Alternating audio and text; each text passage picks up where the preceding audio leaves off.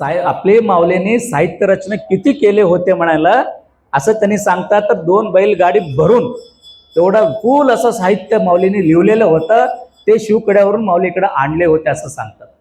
मग त्यावेळातलं परिस्थिती माहिती आहे, मोगलांचं होतं, त्यावेळेमध्ये कुणाची काही चांगलं होऊ देत नव्हते. त्यावेळेला अनेक ग्रंथ माऊलीचे काही ठिकाणी जाळून सुद्धा टाकण्यात आलं. मग सर्व काही बाजूला सारून माऊली मात्र आता शेवटच्या टप्प्यामध्ये इथं आम्हाला राहता येणार नाही म्हणून त्या परिस्थिती सर्व पाहता पाहता माऊलीने ह्या क्षेत्रामध्ये म्हणजे कपिलधार इथे माऊली इथं आले. कपिलधारमध्ये इथं पौर्णिमाचे दिवस पाहून बघा माऊली या ठिकाणी आल्यानंतर काय अनेक लोकांना प्रश्न पडतो, माऊली आले म्हणजे काय, देह सोडले का, मृत्यू झाले का, प्रश्न पडताना एवढं लांब आले, दरी खोऱ्यामध्ये आहेत, इथं तर काहीच नाही. त्यावेळेतलं परिस्थिती कसं होतं, इथं येऊन माऊली काय केले असेल, कोणी माऊलीचे जीव घेतले का, माऊली काय मृत्यू पावले का, माऊली काय वरून पडले का, मग अनेक लोकांना प्रश्न पडतो ना. परंतु हे माऊली असं काही न करता हे शिवयोग साधक होते.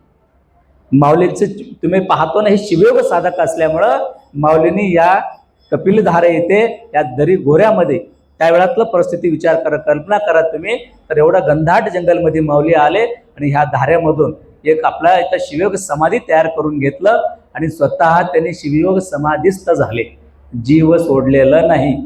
लक्षात घ्या, संजीवन समाधी म्हणजे काय असतो, तर हेच आपला माऊलीचे पाहिल्यानंतर लक्षात येतो.